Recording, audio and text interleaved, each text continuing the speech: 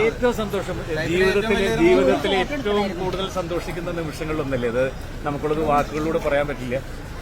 അത് ഗുരുവായൂരപ്പൻ ഭംഗിയായിട്ട് നടത്തി തന്നു. അത് തന്നെ ഏറ്റവും വലിയ സന്തോഷം ഞാൻ തോന്നുന്നു.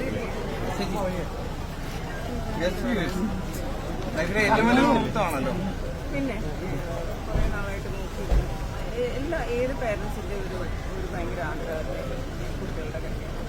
ഗുരുവായൂരപ്പന്റെ മുമ്പിൽ 32 വർഷം മുമ്പ് ഇതേപോലെ താലി കെട്ടാനുള്ള ഭാഗ്യം ഞങ്ങൾക്കും ഉണ്ടായില്ലേ. അതെ.